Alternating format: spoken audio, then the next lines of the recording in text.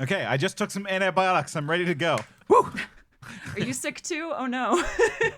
No, I'm trying to stop from being sick. Yeah, my boy is straight up full of Lyme disease. I'm full of bug, actually. Oh no. There was a bug incident. Yeah, Nate ran afoul of a bug this week. Ty, you ever have a tick? No. Bug, you ever have a tick? Yes. They're frightening little bastards. I was feeling around my body, as I do, and I noticed that there's this weird thing on my body. And so when I find a weird thing on my body, I reflexively grab it as hard as I can and yank. Mm-hmm. Sounds Go like a on. very familiar situation. This is something every boy our age knows to do. That's right. And, 39. and then throw it across the room. Oh. And then, so I got bit by a bug. I got a tick bite, and I've been on antibiotics for the last week. Yeah, Nate came up to me. It's like I had woken up. He comes out and he's like, "Hey, what's this?" And he pulls up, he stands with his ass to my face and pulls up his shirt. I didn't come to you like I was a little boy who peed himself. Yeah, it was more like you pooped yourself. Tyler, I threw up. No, like I was like, "Hey, Tyler, you're a registered nurse. Could you look at this tick bite and see if it's infected?" You said, "Hold on, let me poke around in there." It's like, I don't know, go to a doctor. Well, I said it needed antibiotics. Yeah, and now you're on antibiotics. Yeah. Do we have to keep saying it like that? Antibiotics? Oh, Bug, don't hurt Nate like that. He just got bit. Yeah. No, in my area, we are like in deep Lyme country, so tick checks are like something you do like literally every time you go outside. Yeah. We're not outside boys. I don't run afoul ticks very often. Yeah. Well, I mean, I'll bring some ticks over. There's nothing. There's nothing for me out there. They just want blood. Much like our topic for Much the day. like the listeners of what we lie or what we're talking about. You're right, Nate. Let's have a chat about hate.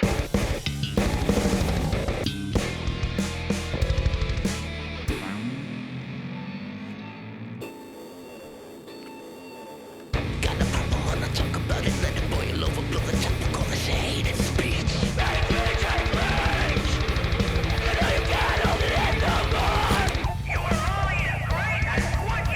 Once the taste is on your tongue, you'll only crave.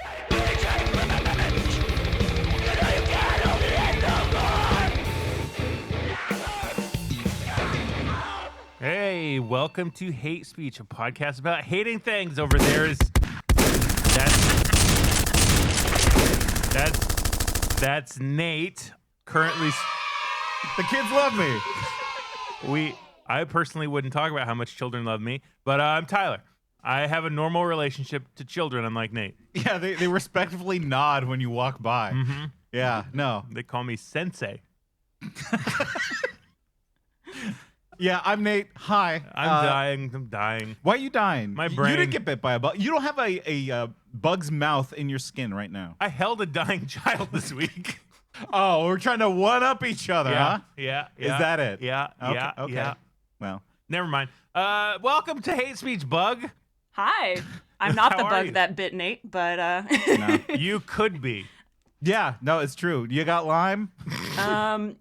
possibly like 10 years ago, but it's one of those things that comes up very slowly over the years, and then something. Yeah, I was gonna say you won't know until much later, and by then it won't matter. There's nothing you can do. It's over. Yeah. Mm-hmm. Well, it's fun. They have a vaccine for it. Ew, we don't. It's do just those for here. dogs. It's like we can't take it. Can I take a dog vaccine? Yeah. Do you know a vet? We can get you some dog vax. Listen, I'm halfway to being a dog anyways. I got ticks. Yeah, I didn't even think how it affects me. My best friend's got ticks. I was wondering how long we could sit silently. I was gonna cut that part. No. That really sucks, Nate. Yeah, but you know what? You know what really sucks? What's that? Being murdered. You were moving your hand like you're about to hit a button. I didn't have a button for being murdered. Oh. Sorry. Darn. You had like 20 gunshots. What are you talking about? I'm just going to hit one from over here. I'm going to see what happens. Bug. Bug, tell us why you chose true crime for hate speech. I fucking hate true crime TV and was Speak kind on of it. forced to watch it along with my parents who love true crime.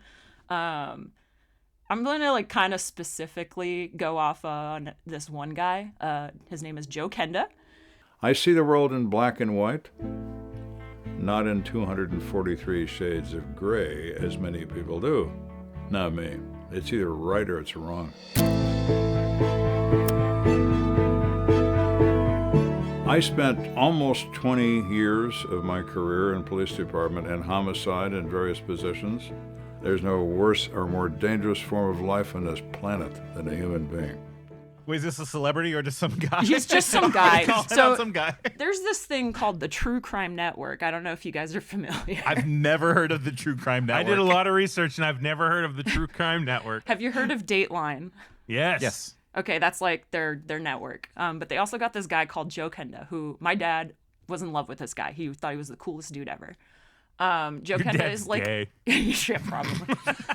Joe Kenda is an ex-detective who is just so into himself.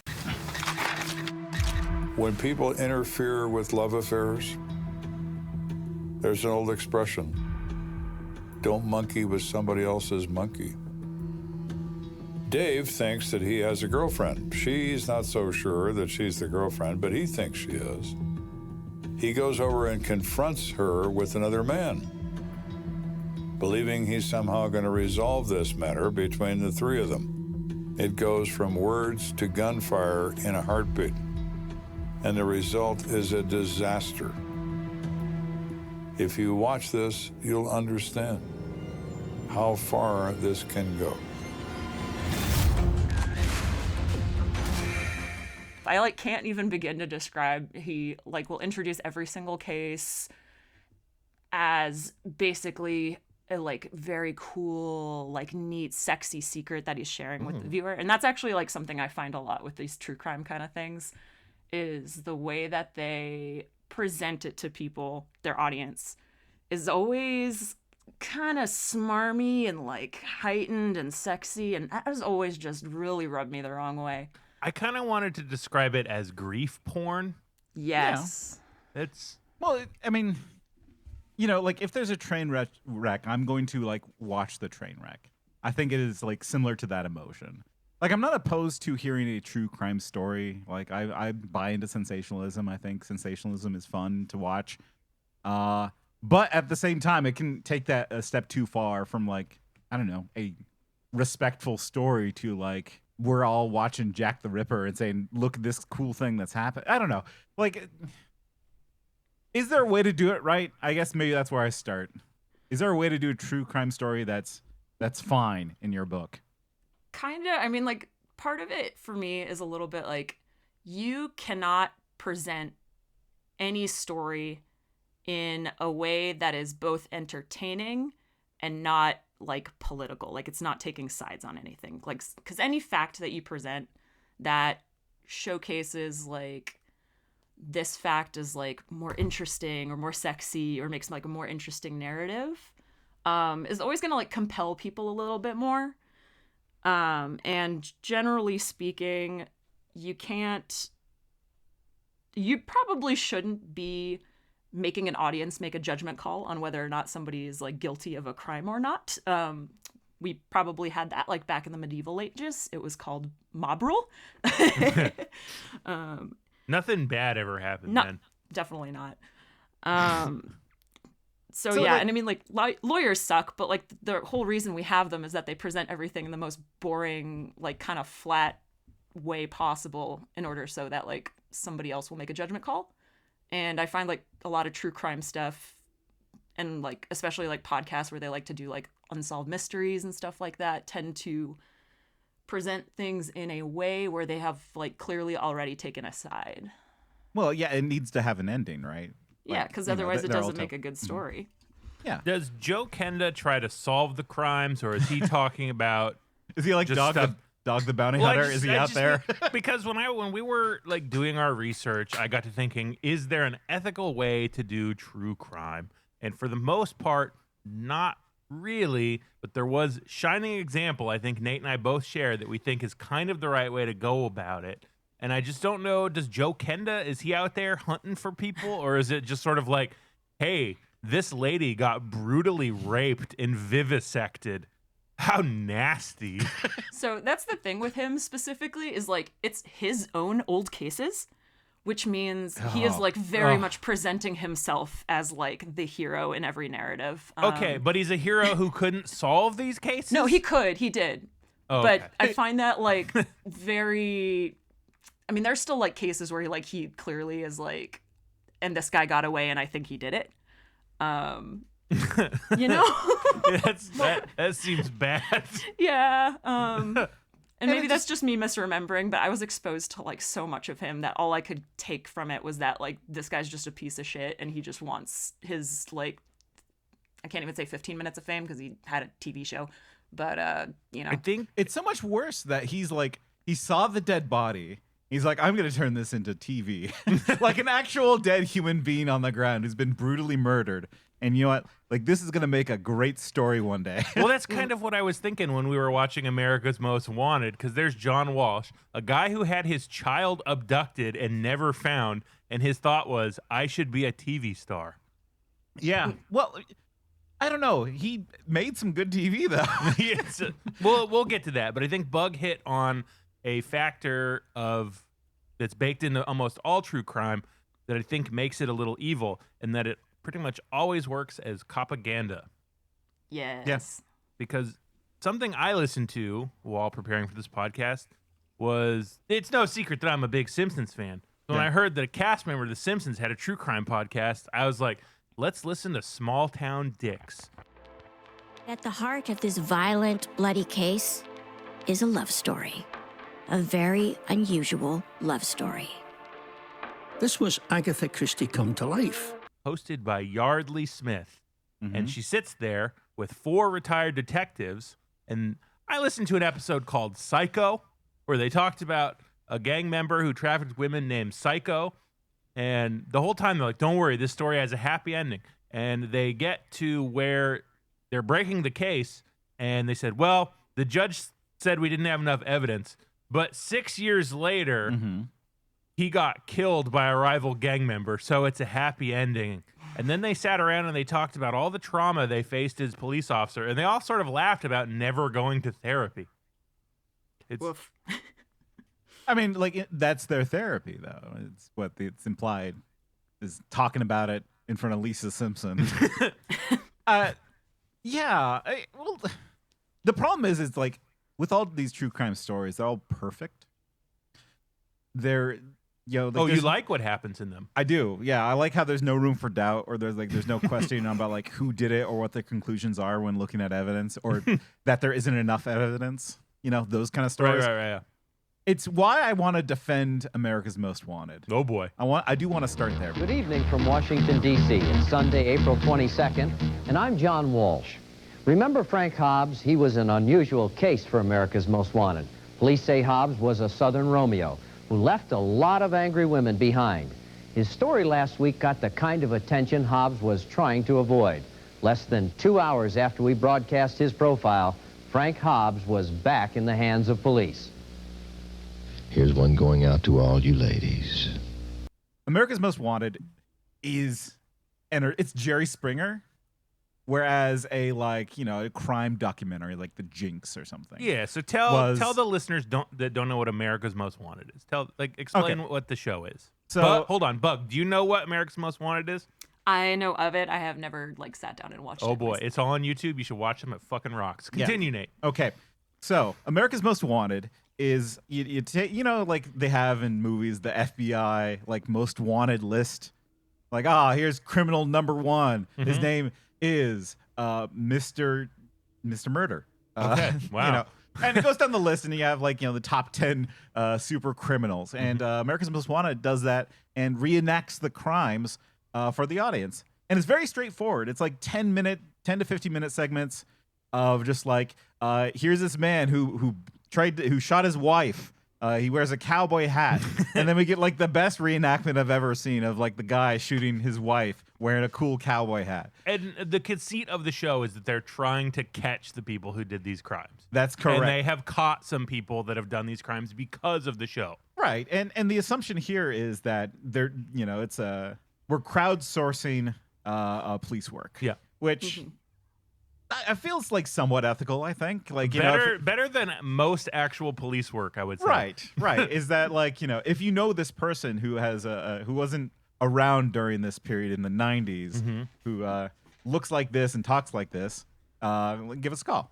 We'd like to check this person out. And a feature of America's Most Wanted that I kind of low-key fucks with. I'm trying new ways to talk, and that's going to be one more thing. But I low-key fucks with this. They interviewed some of the victims in compassionate ways that didn't make them jokes or pity them, and they got paid. They got paid. It's different also when you see the person. Yes. Who got shot. Yes. Saying and telling their story, because it's less dehumanizing. Yes. Like, most of the stuff I listened to for this was true crime podcasts. And also, like, I think it didn't have the perverse nature that the podcasts do, or like some of these other more modern or like the YouTube do. shows, like some of that YouTube shit we watch. Yeah, bleak. Right, because America's Most Wanted, we are here for entertainment.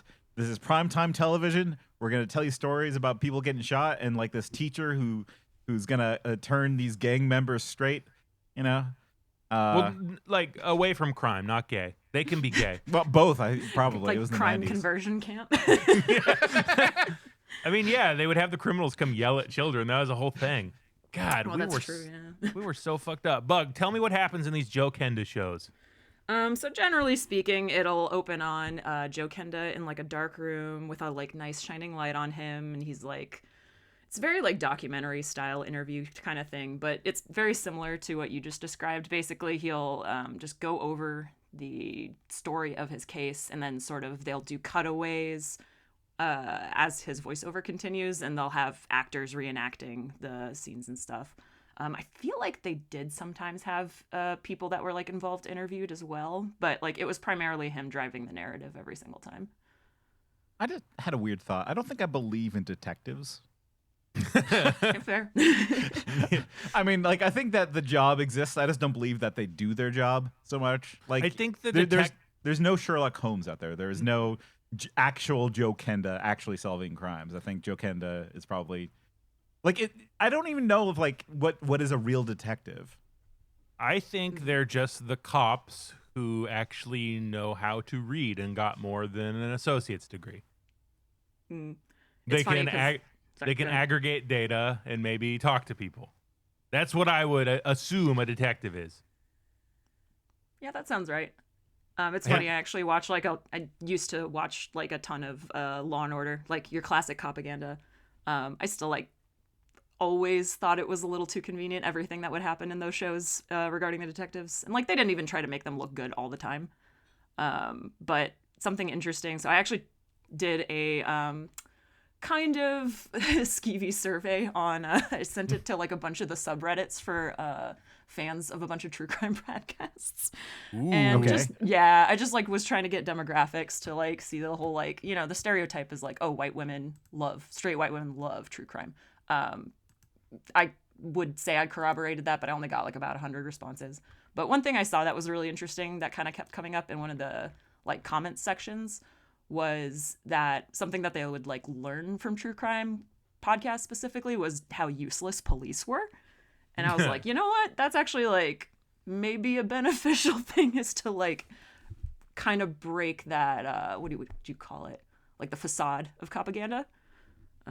I mean, like the trope, right? Like because like the trope that I always heard when listening to these true crimes is that the victims would never be believed by the police. They would go and say like, listen, there's this creepy stalker guy coming after me, and the police would just blow this person off, and then they'd later be found like horrifically murdered or close to murdered. The story I'm going to tell later, this guy had a lot of interactions with the cops, and they suspected him, but just couldn't quite figure it out. Yeah, and I don't think detectives are real.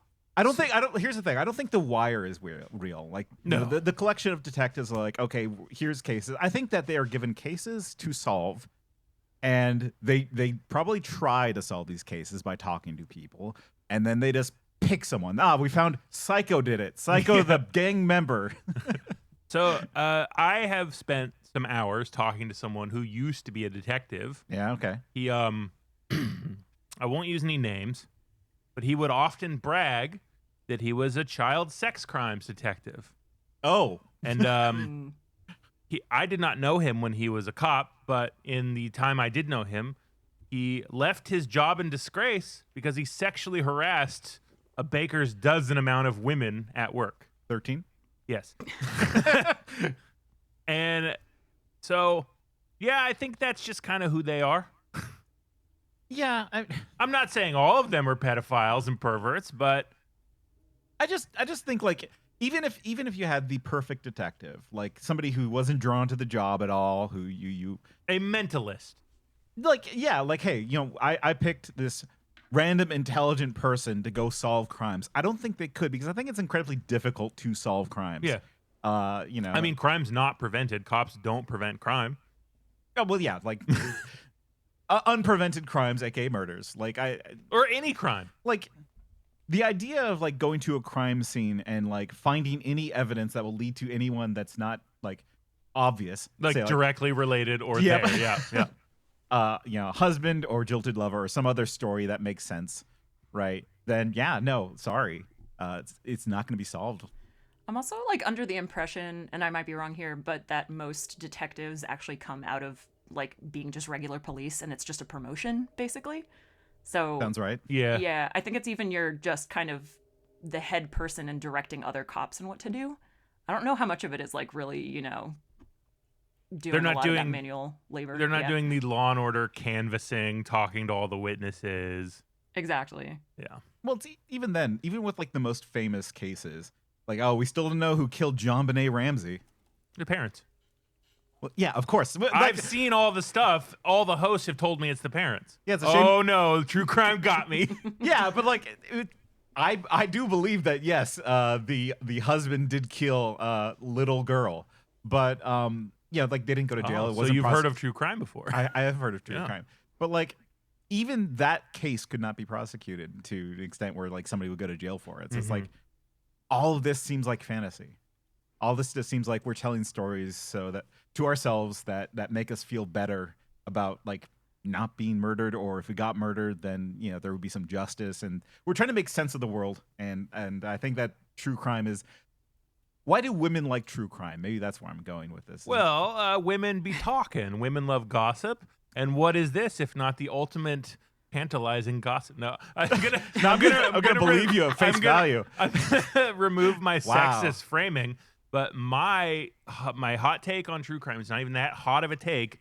Was that I directly relate it to more salacious gossip, because so you do think it's a gossip thing? I think it's like, I like gossip. That's the thing. I like hearing the rumors. I like hearing these awful things, because who doesn't want to hear a secret? So when there's like this big awful, like you even said, you want to look directly at the train wreck. What if this train wreck was a bunch of sex workers that had been cut up and like had their like willies cut out or whatever? Yeah, you kind of want to know what happens. This is just the final form of gossip. So, for me, if I want that kind of gossip, I would just watch Twin Peaks. Well, no, because no. My point is, let's say there's someone at your work, and let's say they get sexually harassed. Okay. And everyone finds out the details of this sexual harassment. Let's call this person Nate. No. Let's say you get sexually harassed, Nate. Okay, so I'm not doing the sexual harassment. No, you're not. No, you get sexually harassed, and people start talking. It's like, oh man, did you hear? Brenda went to Nate's house at night trying to fuck him, but Nate is a huge homosexual. He said no. She just won't leave him alone. She keeps touching him. She tried to kiss him in the storage room. Okay. Like she walked in on him in the bathroom trying to suck his little penis off. Everybody, Please, peener. Suck his little peener off. Everybody hears these details. They make you feel bad because this is a traumatizing thing that happened to you, but everybody knows it happened, and more specifically, they know the details. Yeah. I think true crime, when you discuss these victims getting horribly killed, especially these podcasts, these families have to listen to this horrible, awful, painful thing that happened to them being sent out for entertainment and probably most importantly, ad revenue. That is a horrible thing that is just the final form of what gossip is. That's why I called it trauma porn, because we like looking at it, we like tugging our little shit thinking about it. And so you think women specific? No, that was my joke at the beginning. That's why I said I liked gossip, because I like hearing these things. Sometimes I like hearing a crime story, or like, I mean, I want to hear when I get a patient that wrecks their car, I want the cops to tell me all the gory details of what they saw in the car. I'm trying to dig you out of a little bit of a hole, Tyler, because you're saying women like these stories because of gossip. No, I'm not saying it's just women. I'm saying anybody who likes gossip likes these things. I'm removing women from the equation. Yeah, I'm just saying, like, the demographic though is, and like, you know, this is stereotypically, but like I think generally understood that women like true crime. Because women be talking. Women be talking. I just I'm going to interject as a bona fide white woman that we do love gossip, but I think damn it, I was trying so hard. No, you're trying to wokeify my general statement. Mine wasn't. I'm not saying this is a woman. This ain't a woman trait. These ain't women things. Sorry, I just totally spoke over the woman. Okay. Go ahead, Bug. I did lose my train of thought just a little bit, but I think so you're I onto saved something you. I'm there. a hero. Exactly. Thank you so much. No, I think you're definitely onto something there in terms of like women. I think are drawn a little bit to true crime for like a couple reasons. The gossip factor being one of them, because it's just removed enough that it feels more comfortable to talk about. It's not like, oh, my coworker Nate was sexually harassed, because that's like, I know Nate, I probably know the harasser. Like that's our, immediate circle. That's like an uncomfortable thing, because like generally what happens in those situations is nobody is going to talk about it, because nobody wants to be the person to broach that subject in a polite company. And I think what true crime does is like you have like this factor of being removed from it, because you don't personally know any of these people, so you feel more comfortable speculating, you feel more comfortable gossiping about it essentially. And a lot of these hosts, and I noticed this a lot, like they do tend to present things very conspiratorially. They do put on that voice as if they're sharing a secret with you. It's very, I think, obvious in that aspect. I mean, the other thing is too, though, I think true crime podcasts feel a little bit like they're a salve for how just fucking incompetent the justice system is. There's this aspect of, well, the police didn't solve this, law didn't solve this or bring justice, so we're going to put it upon ourselves to figure out what happened and, pass judgment. True crime feels like more of a community, I think, than a lot of other subcultures. I would agree. Yeah. And like the victims are overwhelmingly women and women of color, and they are pitched like towards women, a lot of these shows as well. Like, I mean, it's not two dudes hosting My Favorite Murder, because it would be Nate and I talking about how much we love seeing women die. Yeah, it seems a bit too close to home if we're talking about it. Well, yeah, but it's true. And careful listeners, I've got a treat for you later.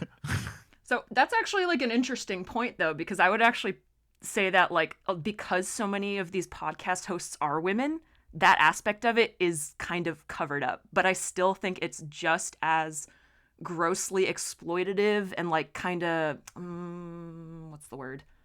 like presented in as entertainment, right? It's presented as, here is a cool, interesting, sexy murder story for you, the listener. It's still gross. Like, just because it's two women doing it doesn't make it better. If anything, it just covers up that fact, right? I mean, part of it could be the argument that it's women talking about this, bringing light to women victims or whatever, but that's me even trying to stretch to find some good aspect of it. I'm sure that's even how a lot of this stuff starts, right? But after you have like 600 episodes or whatever, at what point is it because you like truly believe that these stories need to be told and nobody's listening? And like you said before, how much of it is because we need another episode because we're part of a podcast network and we need ad revenue? It is wild how wildly successful these podcasts are. Like there's millions of them, and like they all manage to bring in a lot of money. Yeah, we were listening to one just before recording called Wine and Crime. They got 8,000 Patreon subscribers. It was some of the worst shit. Okay, so we listened to, let me pull up the number here. We listened to, 25 minutes of this podcast. And let me do some quick math. 18 minutes of it was ads. Oh, God. That's with the Patreons. Yeah. By the way, they did a progressive commercial. Yeah, they did Rocket Mortgage. They got the whole gamut, and it just I think a lot of times they just get trapped. I think that they probably start these podcasts out of a place of like genuine sincerity and like we want to learn about crimes. Some of them are we want to solve crimes, which bad. Yeah, don't do that. I don't like that. Rip Patton Oswalt's wife. Hey, they caught him though. Patton? No. Well, they know he did that, but they caught the Golden State Killer. Allegedly. We don't know these things. This is just entertainment value. He went to jail because of the resorch in that book. Yeah, okay. So like you're saying it works, though. Yeah. So that is, I feel like, some aspect of it is... Sorry, go ahead. I was just going to say, it's too bad he just kept giving her fentanyl, you know? See, he shouldn't have done that, Patton. I know, like, being married to Patton Oswalt's probably hard, and you take some fentanyl and you feel better. But let's get away from this topic. Addiction is like a deadly thing, and I don't want to make a joke about it. Fair. Yeah, no, I was sort of... oh, God, I lost my train of thought, Tyler. I'm so sorry. This is what I do. Oh, yeah, no, okay. So I was also listening to a podcast, what is it, Crime Junkies? Beforehand to try to get a bit of a refresher. Every episode's like 40 minutes, 35 minutes, etc. Yeah, the one I listened to, I'm pretty sure had like 4 commercial breaks, and at least each one was like a minute and a half. That's like quite a lot of time, I feel like, actually, for like that short of a podcast. I wonder how much of it is padding too, because a lot of these crime stories don't have a lot of details for obvious reasons, because the criminal wants to hide details. He doesn't want to be caught. In mine, I'll be quite honest. I browsed a Wikipedia page and then I embellished. Well, yeah, because you have to. And I think that's the thing a lot of these true crime podcasts did. I listened to a lot. I listened to Morbid, My Favorite Murder, and just like they go to Wikipedia. And My Favorite Murder, they cite Wikipedia a lot as their primary just read source from it. Like I'm not reading from Wikipedia. I read the details and then I wrote my own story around them because I feel that's the only ethical way to do this. Well, I mean, but no, there's no ethical way to do it. But I don't just want to read Wikipedia. Yeah. So that's like kind of the interesting... Okay, that got my train of thought back. Basically, I feel like a lot of these people also start these podcasts feeling a little gross about it, because I feel like unless you've desensitized yourself to true crime in general, like as an entertainment industry, you like do get the sense that there's something like kind of exploitative that you're doing. And a lot of them try to balance this out by like, yeah, either kind of... putting on those airs as if they're like solving things like genuinely. Then also, my favorite meme, My Favorite Murder. My favorite people, meme. Yeah, my favorite meme. It's good. Is that for them? They always say like, "Oh, we're giving out defensive techniques against murderers that might be coming after you." If you get that icky feeling, you gotta follow through, which is partially true. But like, they do sell themselves as like public defenders in that sense. Like, we're just educating the public of signs to look out for. Stay sexy, don't get murdered. Right. Oh, and God. What it turns into is like, oh, I found this $100 bill on the ground. I better not touch it because it's laced with fentanyl. Yeah. And then I'll be dragged away into the swamp by the swamp creature. That's another thing I wanted to bring up, was how true crime created the cottage industry of insane white women, like murder-proofing their hotel room by being schizophrenic. Yeah, I bought this like deadbolt thing for my door off of Alibaba, and yeah. Well, no, you don't actually have to buy the thing. You just moisten your towel. You leave it against the floor. They can't put their little thing up so it unlocks the door. You also have to put a towel around your door handle because that's how you unlock hotel rooms, because the door handle will unlock it. Okay, what's their little thing? The little thing they put under the door, like the little hook to go up to the door to open the door handle. It's a little thing. Their little thing. I'm not a criminal murderer. I don't know how to break into hotels. I don't know what the tools are called. It's a little thing. It's called a shim. I'm taking notes. Okay. Nate said something murderous. March 16th, 2:35 There's nothing murderous PM. about a shim. It's used in lockpicking. Why do you know how to unlock things? Because I'm following this case of the lockpicking lawyer. I think he might be doing some business. He might be breaking into some places we might want to know about. This is so before we started the podcast, Nate and I had a very heated debate about how he thinks it's okay to call children guys. And I said, no, you can't do that, because if you change children in your head to guy, that could lead to bad things happening to children under the guise of them being guys. Under the guise of them being guys. Okay. Yes. I'm saying guys have you ever like taught a class of children? I have. The only way to calm them down, I feel like, is just to shout really loudly, "Calm down, guys." Or No, yell at them. You do call them guys as a collective. My secret technique was actually I had an egg timer. Kids are afraid of like things counting down naturally. Yeah, because it's a threat. What happens when the timer goes off? You die. No, when the timer goes off, my hope is that they're all very quiet. Okay. It's a simple trick. Yeah, listen, I just use guys as a universal term for people, just normal people. Yeah, Nate loves to erase women. No, I don't know. I'm also on the guys as a gender neutral term. That's right. Side of the fence. So I'm probably not the best person to argue this with. Women are my favorite guy. Yeah, why not? Live, it never die. Women are my favorite guy. Sex. So look forward to the guys podcast, my favorite guy. No, Guys is already a podcast. Guys is already a podcast. Ah, shit. But so murder. Yeah. We are famous horror movie fans, Yeah. right? Like we just watched Wishmaster. Yeah, great. Wishmaster, 4 out of 5. Hell of a movie. A lot of death in that one. A lot of gore. People's skin being taken. Yep. Is that But not like the movie Taken, where women are taken. Yeah. I almost pitched Taken as my hate topic. They seem related to true crime. Go off, bud. Spew some hate take. Okay, I mean, it's like part of the genre of like, I want to fantasize about women being put through horrible things so that I can fantasize about myself being the heroic rescuer, which is an entire genre of movie. The only problem is most of those movies people generally consider bad. I remember when Taken came out and everybody was like, this is an amazing movie. This is an incredible movie. And I watched it and I was like, this is fucking awful. It's because we all want to solve crimes. We want to like be heroic and that's you know. fine, but you should be honest about what it is that you're doing. Like I watched The Expendables for the first time like 2 days ago. Basically same premise, but it's stupid and therefore it's great.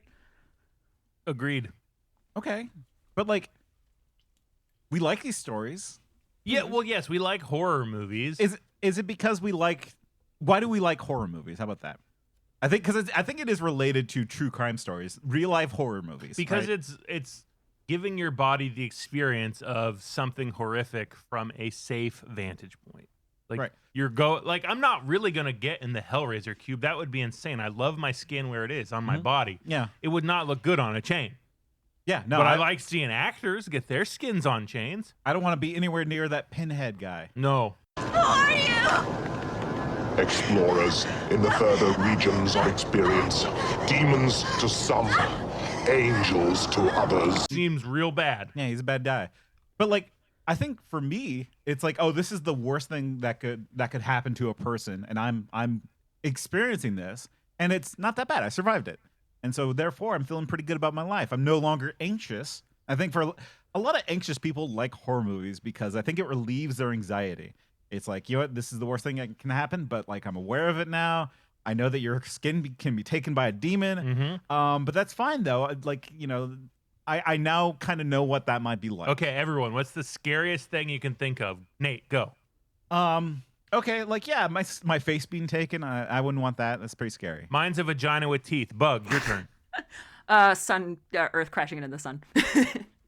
Okay. I've had so many apocalyptic nightmares. That is a whole other topic I'd rather not get into. We'll talk off mic because last year I watched a bunch of apocalyptic movies because I thought I was going to die. Yeah, there's like a Chris Evans movie or something that is like literally just that topic that I found out about after I had the nightmare. And you mean Sunshine? Yeah, I think that's the one. I could never watch that. No, thank you. It's good. It's like I enjoyed the one Sunshine. good Chris Evans movie. But like, I think that people like listen to true crime stories for the same reason, right? Is that they're anxious about walking around at night. And I think a horrific part of true crime is that reinforces and sort of rewards you having that anxiety. It's a thing that perpetuates your anxiety and makes it worse, I think. So the idea of like a horror film giving you that anxiety, but like from a safe space, is like really interesting to me, because if women are always presented in media basically as victims, and true crime kind of naturally, if you're like putting yourself in the shoes of the protagonist, who is like the murder victim generally. Not when I write them, you'll see. No, I'm kidding. I feel like there is a little bit something, I don't know, psychological about like women finding kind of like a comfort in imagining themselves in the role of the victim. That is like maybe a kind of a spicy thing to say, but there is like a little bit, I think, and that's like especially the white women thing, right? Yeah. Like, Well, it's there's like I've read something, romance there's novels. something, yeah, no, honestly, yeah. Yeah. There's something I think that feels comforting to like reinforce that victim it's framing. It's for certain internalized people. patriarchy. Like that's what women are fed in this country for so long, and it takes a lot to undo it. And when you kind of can go back into what you've been fed your entire life, it might feel a little comfortable. Yeah, like I weirdly do think that is part of it. Yeah. I was thinking, like, while you were saying that like, yeah, I the only stories where women are truly the protagonist is when they're Romance or horror movies. when they're a victim that is escaping. Yeah. Right. Like, you know, when they're Ripley in Alien, you know, which is it's a slasher movie with an alien. Yeah. And Ripley is the victim that gets away. Right. The protagonist of My Favorite Murder, always the women that like get an icky feeling and get away. And you know, they're the hero.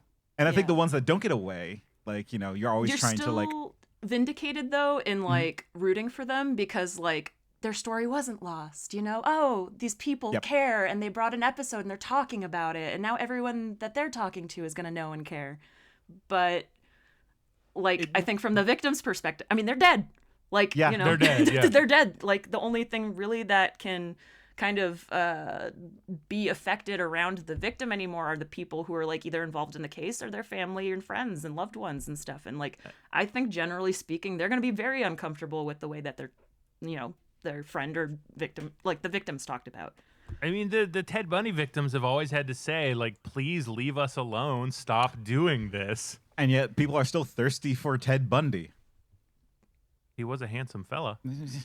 I mean, listen, I didn't watch that Netflix documentary that people are up in arms about it, like, you know, 5 years back. But No, I didn't watch it either. yeah, people had problems with it. True crime is not for me, is what I've learned. Yeah. I learned that at the time because I liked what Karen Kilgariff, one of the hosts of My Favorite Murder, she was on Mr. Show. I really liked her. So when that came out, I was like, oh, I'll give her podcast a shot. And I was like, oh, this isn't for me. This feels weird and gross. And then when their podcast producer came out as a huge rapist and abuser, I was like, aha, moral high ground. Can I psychoanalyze you for a second? Yeah. It's because you've seen dead bodies on a regular basis. Yeah. You know, it's a bit different. Yeah, it doesn't do anything for me. Yeah. I've seen a couple this week. You want to hear about them? Hey, kid, you want to see a dead body? Oh, my God. It's got an idea for a podcast. HIPAA doesn't apply to people that are dead. I can say whatever I want. Disclosing HIPAA secrets. No, they're dead. It's not HIPAA. Yeah, I know. I still won't do it. Okay, That's nice. like of an you. interesting point, though. Now I kind of wish I had added that to my list of questions in my survey. Is like whether or not these people have like experienced actual crime or like actual death around them. Because I do wonder if that like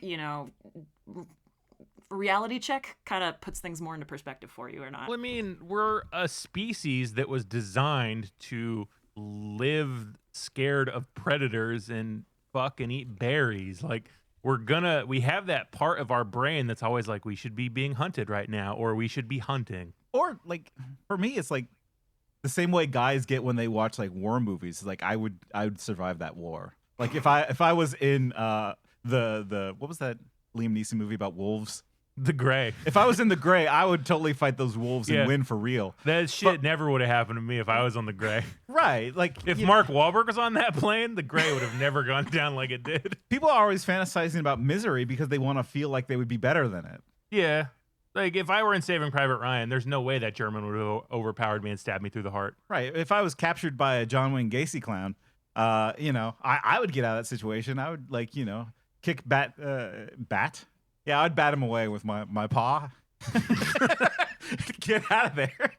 I would simply pick up tons of dead children chunks and throw it at him till he slips and falls. Yeah, and then just leave. Like, and maybe that's part of the fantasy is that, we like to, fantasize about being in a traumatic situation in order to get away from it. And kind of say like we'd be better. And what's awful about a lot of this true crime is the shit that happens is done to them by people they know or are close to. That's always a real crime, right? It's just like you get tricked by a loved one. It's like a trans person is not going to fuck your child, but your boyfriend might. Yeah. Like, mom's boyfriend may molest your child, or the pastor, or the football coach, or all these people. Or like the family annihilator.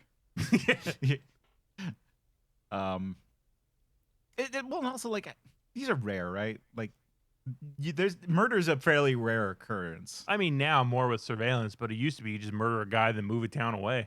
Yeah, I guess. God, they had it good in the start of America.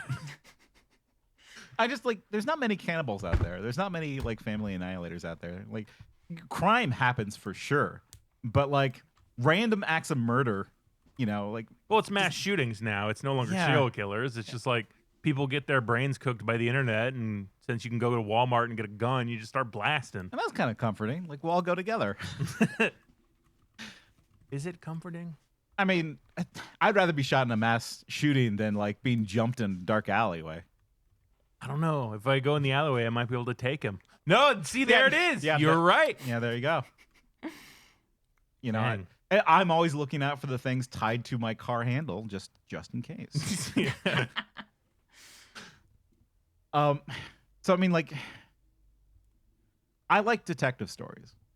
I like fiction. Yeah, I think fiction. I think that's really where I land with all this. Is that I enjoy a story that is fake because you get a more interesting story. Mm-hmm. Real true crime stories. There's an ending. There's a concrete ending with fiction, whereas with like true crime stories, like you get loose details and they're always trying to like pin it together, and it turns into like fake science real fast. Mm-hmm. Like, if we look at, it turns into phrenology at a certain point. Like, we're just measuring John Wayne Gacy's skull, and it's like, yes, this is why he did it. His mother was there, and she was mean.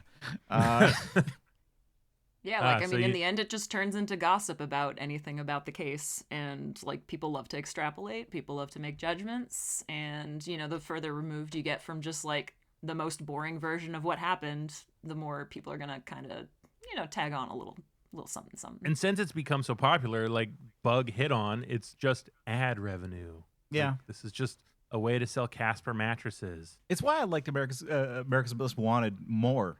Like, I support America's Most Wanted because it did not hide that it was entertainment. Yeah. This is an entertaining thing. Yeah, we're going to have reenactments because, like, hey, we're just here to enjoy a story. Like, it might have really happened. We should find the guy that we're suspicious of and talk to him. And it, like, at least it presented itself in a way that it was, like, being productive, right?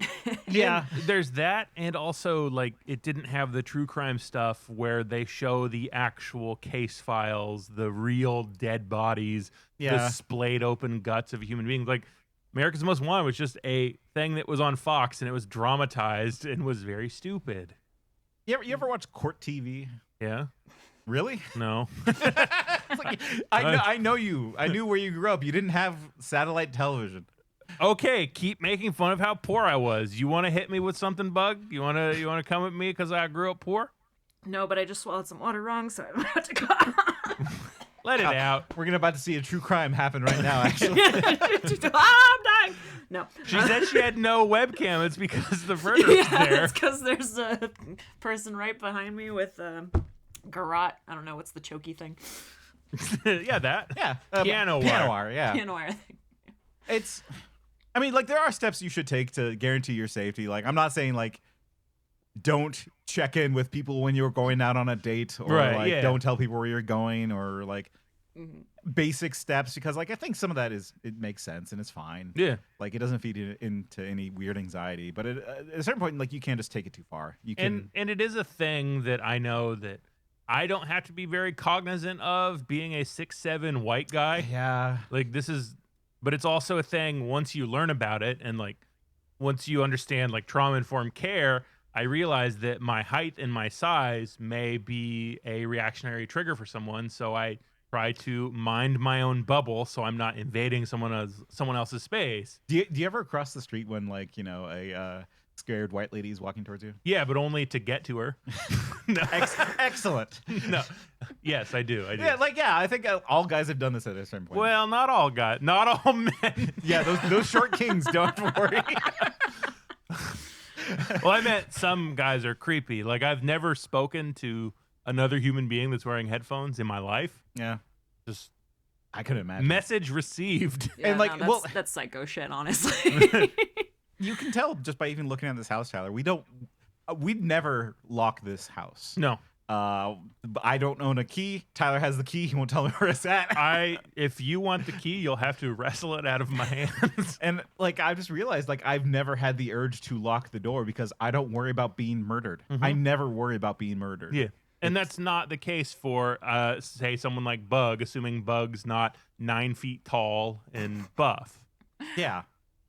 No, I mean, like, I'm gonna be frank. I'm like not the most careful or on top of personal safety stuff. But even that being said, the thing is like, I feel like a lot of this stuff, it's gonna kind of drive up hysterical like, anxiety in people who are already susceptible to that, and like the hotel hook thing, for example. Mm-hmm. I mean, shim, excuse me. Nobody's thinking about that when you're like already just like locking your door or whatever. It's maybe you see like a TikTok that showcases that and you go like, oh, that's scary, but then you move on. You like don't really remember that kind of thing unless you're the type of personality who is like chronically fearful and incorporating that kind of thing into their life, you know? And statistically, we're safer than we've ever been. Mm-hmm. But there's no convincing our scared lizard brain of that. Yeah. I mean, except for our... See, I think it's because deep down inside, I know nobody wants my skin. I want your skin. Yeah. If you're not using it, I'll take it. So here's the thing: we live in Oregon. Mm-hmm. State. It's a green state. Beaver the state. Beaver State. Yes. The Beaver State. And you know, like, we thought it would only be fair to tell a true crime story. You know, just to try it out to see how we feel telling these stories, because we like if we ever want to change our podcast format, if we wanted to make money, say. Right? Yeah. If we ever wanted to make real money, we could do true crime. Okay. So I spent this morning writing just a hair over 2 pages of true crime. Okay. And I'm going to read it in the style of true crime podcasters. Okay. Let me just set the mood here. And both of you are free to chime in like My Favorite Murder, and I will answer questions because I feel very knowledgeable on this subject. Okay. December 26th, 1950. Salem, Oregon. A telephone company executive rushes his wife to the hospital. They're expecting their third child, their first son. The family, one of more than modest means, leave their coastal home of Otter Rock, just a cunt's hair north of Newport, and head for the state capital. Oh my God. It's in Salem that Randall Woodfield is born, ushered into the world under the supervision of Salem's golden man. Little did anyone know the horrors that little Randy was bringing into the world with him. Oh, that sweet baby. Erupting from his mother's pussy, he is naked and innocent. But it is here where I think his scurrilous behaviors begin. But I digress, for this is no ordinary baby. This is the I-5 bandit, a.k.a. the I-5 killer, a.k.a. the man that couldn't stop showing his meat. Oh, his meat? His meat. Oh no, not his meat. Oh yes, his meat. For Randall was an athletic child, running along the beach, taking in the salted delight that is the Oregon coast winds, a true gift from Fujin. Was he a guy? It's the Japanese wind god. Okay. Yes, Randall was a guy. Randall would only stop for one thing: the tits, pussies, and asses of young girls. Oh. Randall would stop mid-step. He's a naughty boy. He's a bad boy. He's a very bad boy. He's a bad boy. Randall would stop mid-step and focus only on the beauty of these Oregon beavers. Bewitched by their siren song of merely existing near him, Randall would undo his 501s, take his little worm out, and start jacking that shit. Really savaging that thing. His family was aghast at this behavior. It was non-stop. He trained. He jacked his shit at innocent girls. There was no stopping him. Wait, what age was he at this point? A teenager. He started around 10. Was he a guy? Yeah, he was a guy. He was a guy. No, this By your two definitions, he was just a guy. No, he's a little man at this point. He was a little boy. Everyone knew. So his father did the only thing he could with an athletic son that also had a penchant for uncontrollable sexual urges and abuses. He made him play football. Okay. With his sculpted body and expedient hands, Randall excelled as a wide receiver at the Newport High School. He was their star. He was the best player. Wait, did the Wikipedia article say sculpted body? No. I told you I wrote details. Oh. After winning a state championship, Randall celebrated by jacking his shit at a group of teenage girls on the Yaquina Bay Bridge. He was arrested, of course. Boys will be boys, his coach told the officers. Don't you know who I am? Asked Randall's father. Randall was too important to the high school football team, so they let him go with a warning. Get therapy and stop mincing your meat in public, they said. Did he stop? He did not. Yeah. A young teenager will do anything except for get therapy. No, he does more. Randall attended 3 different colleges subsequently, where he became the best at 2 things: football and indecent exposure. Gary Hamblett, his football coach, states, "When he was with me, he was the nicest, most gentlemanly kid I ever knew. He was quiet and polite, hardworking, and real coachable." Oh. A female classmate of him describes him as, oh God, no, put it away, Oh my God. These behaviors eventually caught up with him, and it landed him a spot on the Green Bay Packers. Oh wow, the Green Bay Packers. Yes, in I Wisconsin. know that team. Oh my God. Randall worked hard to prove himself to the general manager, Dan Devine. He took steroids, he ran real fast, he caught the ball, he did football-y things. But something inside Randall worked a little harder. Ooh, I'm getting the ick. His cross-country travels could not stop who he was. I would say that moving traveling from place to place might enable him to be who he is. As the team traveled across the country, Randall had a smorgasbord of young girls to expose himself to. And this is what he did. He went full Louis C.K. Unlike Oregon, Wisconsin had some standards and sent Randall back home, disgraced and removed from the team. You can trust a cheesehead. Yep. It's then that Randall's behaviors and proclivities escalated. Randall took a knife and went to work. Dirty, evil work. He held women up at knife point and made them suck them off. But it wasn't in the cool woke way that such a thing can be done, but rather in the gross evil kind of way. He also stole their purses. So, okay. They're expensive. That's where all the women keep their things. See, we're doing the thing, though. Yeah, exactly. Don't worry. I've built that into my story. Because we are making the joke. Yep. Okay. I'll continue. Randall got very good at stealing blowjobs. With a panoply of ill-begotten suck-offs under his belt, cops devised a plan. Put the lesser lady cops out on the street to act as cocksuckers and put marked bills in their purses. Randall was caught immediately. My man just couldn't stop making women hostages and making them do oral sex on him. He went to jail for 4 years. 4 years? 4 years. So if I stole a candy bar 3 times, 3 separate occasions. I would go to jail for life. I might not call a woman's mouth a candy bar. Wasn't. Hey, that's a whatchamacallit. This is entrapment. I didn't. I was trying to make the point of like 3 strike laws, and then you go and get me in this way. October 9th, 1980. Southwest 9th Place, downtown Portland. Oh, no. The home of an x-ray technician named Sherry Lynn Ayers. She was raped, bludgeoned, and repeatedly stabbed in the neck. Her crimes? She knew Randall since the 2nd grade, and she was a woman. You get it now? Women aren't safe. Women are never safe. 1 month later, on Thanksgiving, he raped and murdered Darcy Renee Fix. He also murdered her boyfriend, Douglas Keith Altig, but it's unclear if he raped that fella because that would be gay. Like Jack Kerouac, Randall hit the road. So he would wear a fake beard and football nasal nose tape and a smile. He held up a Vancouver, Washington gas station. He raided Obama's favorite ice cream shop in Eugene, Prince Puckler's. Oh my God. True story, Obama did like the mint chocolate chip there. My sweet baby angel. He robbed the Apple Peddler in Albany. He robbed stores in Medford, Grants Pass, Eugene, Portland, Seattle. Authorities called him the I-5 Bandit, but he wasn't content with robberies. He needed to get his thing worked. You know what I mean? Oh my God. He needed his wang to get sticky icky. He needed that slime. He trapped a waitress in the bathroom in Seattle Denny's and forced her to jack him off at gunpoint. But again, it wasn't as cool as that sounds. It was literally evil. My sweet baby angel. Oh no. He did a home invasion of 2 kids and forced them to undress and suck them off. These girls were children. They were 8 and 10. Just some real sick shit. 2 days later, he's having a devil's 3-way.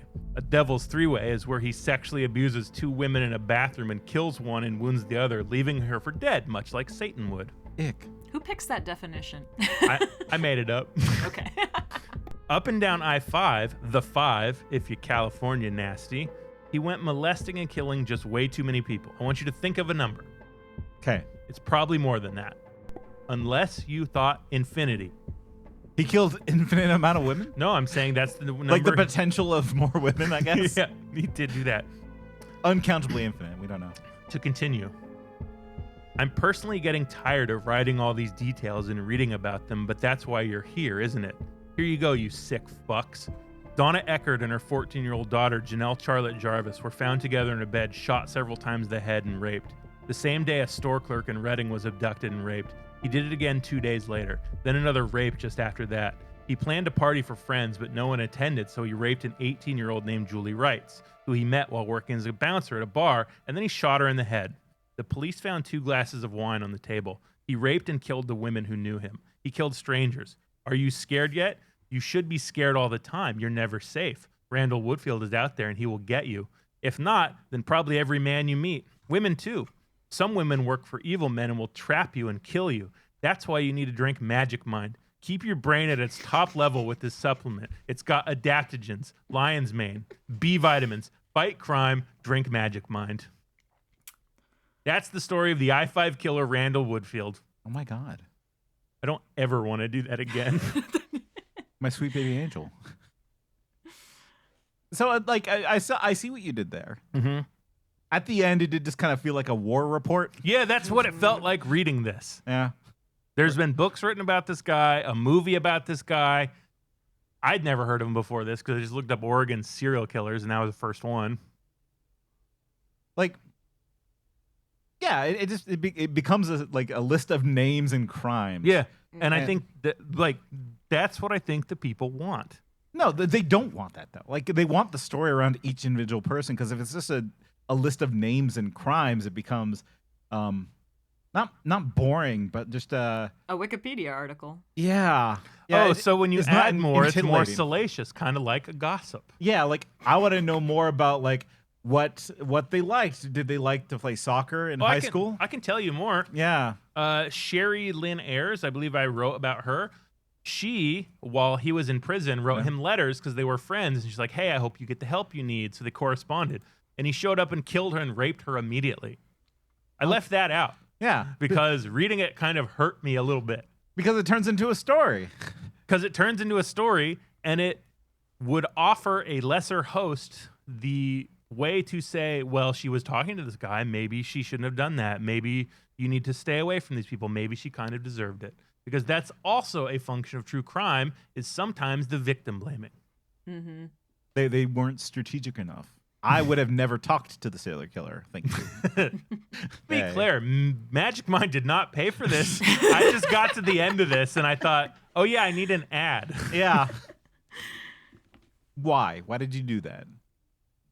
I wanted to see if I could. Okay.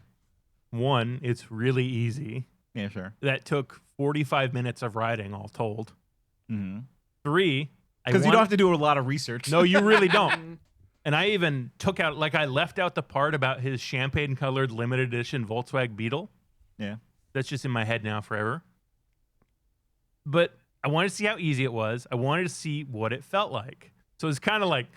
You did your own little murder there. I did my own little murder there. And it felt really fucking bad because I saw all these names of all these women and people that he killed and what he did to them. And I clicked through the citations and I was like, oh, this is real bad. How do people do this for 700 episodes? I guess it's for $15,000 a month. I guess that's how. With Patreon. I don't know how much they make from a progressive ad. I imagine it's a lot. Enough that progressive like puts their seal of approval on it. Yeah, I think if Magic Mind heard this, they might kill me. I don't think they would insure the Volkswagen Bug, though. Volkswagen, the car of the i5 killer. Well, they don't also make the Bug anymore either, right? So no. Maybe that's why. No. So, true crime. What do we want to say about it? How do we leave true crime here? Like, not it. It's not journalism. No. It's got a veneer of it. It's not a documentary. No. Like, because I would consider a documentary like you go out and you do research and you get firsthand accounts and have a level of objectiveness about it. You don't like, because nobody can be truly objective about anything, but like, you make the attempts to. I easily can. Well, listen, unless anyone else has something to say. No. Before we make our case. Let's make our final cases. Okay. Bug, you want to go? I mean, it just again comes down to it's exploitative of people who aren't around generally to defend or advocate for themselves, and I already inherently find that awful. Would you give permission if you got horribly murdered to have yourself on a true crime podcast? No, honest to God, no. Like, doesn't matter how like cool or fun or sexy it is. There's that whole concept of like the right to be forgotten. Yeah. That like I've been like kind of interested in lately, and I feel like that does tie a little bit to true crime, and that like maybe it's not great to just be known as the person who was murdered horribly or raped horribly or whatever by some serial killer. I'd rather my that shouldn't be your legacy, right? Yeah. I'd rather be known for things I did. Yeah, instead of like the way I got brutally murdered by the Jigsaw Killer. It's like that I think you should leave sketch. Throat slashed. We don't usually say how they died. Yeah. Little Denny Doo Dinkins, 92, respiratory failure. Shirley Kratzworth Shane, 78, car crash. In memoriams don't usually include how they died. Shut up. Little Jeffy Jeremy, 96, throat slashed. But that's really what it is, though, because you're leaving the legacy of just like how they died, not who they were, right? And what their accomplishments were. And if you want the cool story from it, just like rip it from the headlines. Like honestly, like it's why I don't still, even though like the propaganda shit is still obviously there. Like I never felt bad watching Law and Order because like it just rips shits from the headlines. Everyone's names is different, and they do juice it up, and that's fine. It's fiction, like you said before. Fiction is there to be consumed, so why not just go with that? And this is like built upon just ad revenue. This is all selling you shit. It's taking someone like Sherry Lynn Ayres, who was brutally raped, stabbed, murdered in the worst fucking way you can, and it's there. So what? I switch from Geico to Progressive? Like, it's all this. I mean, I understand that that's a function of most media, but it feels particularly cruel and exploitative when it is on the actual bodies of victims. No, because it's entertainment. and all entertainment can be sold, so that's what happens. Sure, but like it shouldn't be entertainment. No, yeah, that's the point I was going to make. This is such like Bug said, read something ripped from the headlines, whatever. But to make an empire, a media empire built on raped and killed women, that's an ick from me. Here's the thing: if anyone listening to this loves true crime still, watch the documentary "The Act of Killing." Because then you'll see, like, hey, like murder's an actual act that people do, and it's horrifying, and not in the fun salacious way, but in like the mechanical, gruesome, like the act of killing is a hard movie to describe almost, because it is just like it's awful. Let's put on the list. Yay!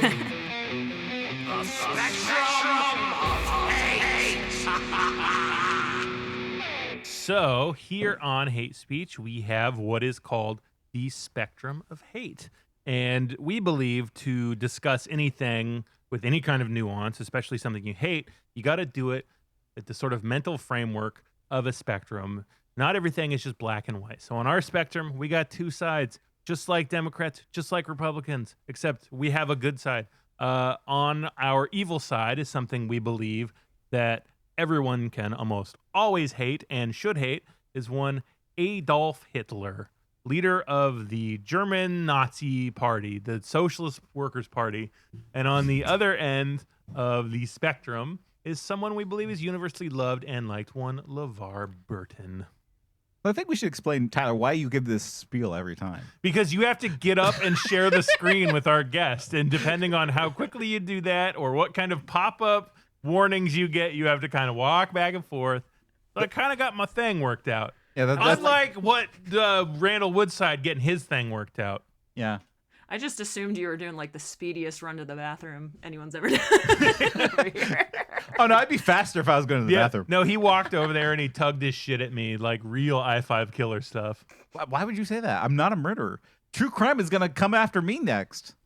I mean, I give my permission to have them talk about me on a true crime podcast. Yeah, I guess I do too. I mean, but nobody should. Normally, yeah, people don't normally say I give permission for people to make my murder into a story. Oh, that may want people to murder us so they can talk about it on their show. That'd make for a better story. Oh shit! Ooh shit! Damn, I'm starting to understand media. Yeah, we should be the ones committing the crime. Wow. Then we could have the story we want to tell. Here's the thing. I would listen to that true crime podcast where the podcast host is the murderer. I would listen to that. What does that mean? Well, I mean, they should just they probably already have made that as fiction. Like, I mean, it's like the Jinx. Yeah. Where they catch the murderer saying, I murdered this lady. Yeah, I love taking my dick out. I killed them all. We love the Jinx. There it is. You're caught. Kill them all. Of course. So that's why I don't know where this goes.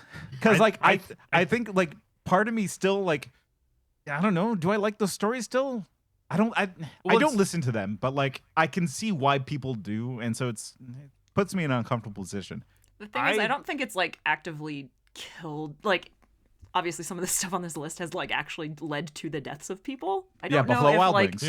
Yeah. No, I don't think like the love of true crime is like, you know, fandoms can be crazy, but I don't think it's actually driven anybody to like seek revenge or anything, as far as I know. I think I personally dislike it. Yeah.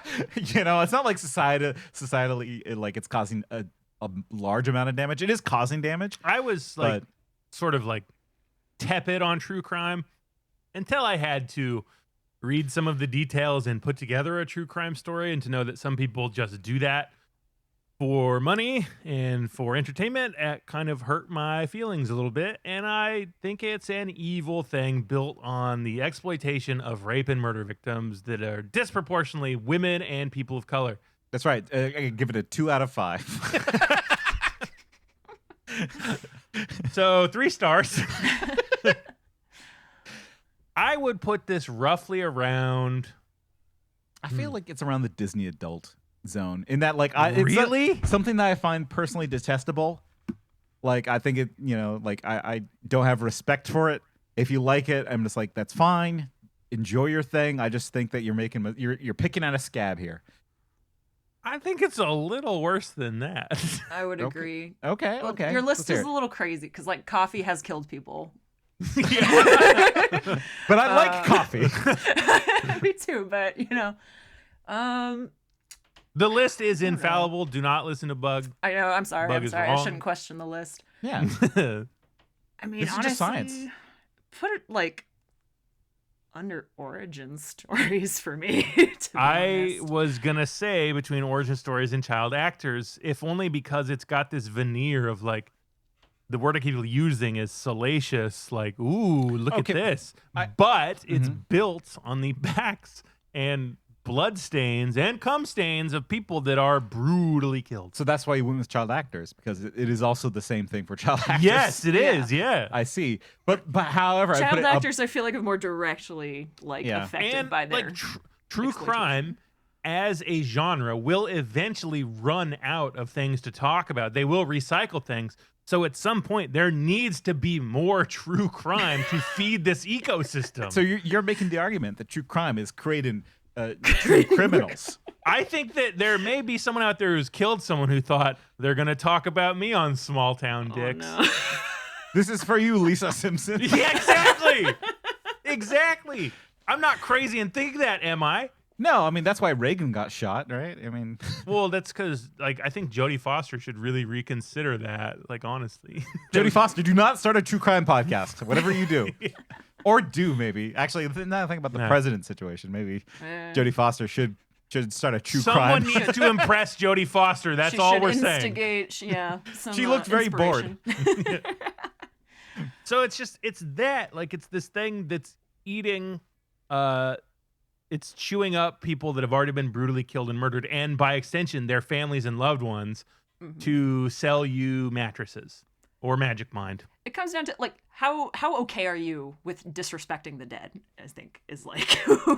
I'm okay. I'm okay with. Here's the I'm okay with people disrespecting me if I'm dead, and I guess currently, sure, why not? But like, but. So I mean, here's the thing. I think if you listen to true crime podcasts and enjoy it, I won't judge you for that. But if you make it, yeah. So like, listeners of true crime would have been higher up. That's kind of where I was at with it. But like, the actual producers of true crime content and like, are lower. I have taken, Sure. like, I've taken care of people that have been murdered. Like, Well, you haven't taken care of them when they. Yeah, they were well dead at that point. No, they come in and then they die and they Oh, are okay. murdered. And like the family members, like, one of the worst ones I'd ever seen was a guy who'd been shot in the back of the head, and they just kept him alive long enough to harvest his organs. And like his emergency contact was the person who executed him. And it's like, the cops are like, you need to stop calling that number. It's in my cop car, or the phone's in my cop car, because they had the gun. Yeah, Like, okay. Oh, fuck. And we brought the families in to say their goodbyes, and we did the like organ donor walk, and the people making money off of this are kind of pieces of shit. It's right around the child actors thing for me. Because if you were a producer of true crime, the thing you would do immediately after is go up to the family members and sign this NDA. Yeah. Right. Yeah. And that's like, by extension, that's like, I'm sorry, America's Most Wanted is a piece of that, not to this degree, like all modern true crime stuff is. Yeah, I think that's fair. It's someone who looks at like this evil situation. Let's say, I'll use myself as an example. Let's say Tyler becomes the hospital rapist murderer. Becomes, huh? It's not something I would normally do. Let's say someone with my name does all this shit. Immediately, someone's going to want to talk about it and make money off of it. So they're just waiting for people to do that. I shit. would, though, because it'd be like, fuck Tyler. Well, he yeah. murdered a bunch of people, and I want to get my bag. But that would not be respectful to the people you murdered. Yes. Especially if it was like me or someone. Because like, Well, no, unless you're in the hospital, I think you're safe from me, the hospital. Good point. Maybe you hurt me to put me in the hospital, though. I would never. Yeah, okay. You're too important to me. What about that skin you don't need? Demons to some, angels to others. We're learning today about the best friend killer. No, it's like that's where I would personally put it between Adam Carolla and child actors because I think it's slightly worse than child actors. It's better than child actors because child actors specifically. I guess that does harm. It is children. parents selling that their children. Yeah. All right. Yeah. Maybe between origin stories and child actors is kind of what I'd say. I think that's as fair. these big systems of abuse that run on the pain of others. I think it's about right there. Bug, what you got? What do you think? Yeah, I think that's solidly where I put it. Again, like, yeah, child actors, it's a more kind of ongoing, specific kind of exploitation. And they're like, it's tough. It's tough. I don't like true crime. Yeah. It made me feel real bad writing this true crime thing. Well, you probably could tell. It's not true crime. True crime is when you watch someone be murdered and that haunts you for the rest of your life. That's true crime. Yeah. This is filtered fake crime. It's story crime. And like entertainment crime is fine. It's just it make it it fake disconnects crime. from It can the be reality. fake crime. Just Yeah. like, again, fiction is there for a reason. Yeah, and should be. I don't really want to be fucked by a giant bull man, but I can read that story and have a good time. I think you might want to be fucked by a giant bull man. No. A minotaur. It has ticks. I was struggling to find the button. Okay, I do have to say real quick, I always mix this song up with the starting song. I always They're think of both this great one. songs. They're both great, but this one is like way more, it sticks in my brain. I have a button to cover this. Yeah, Nate will cover this. Yeah.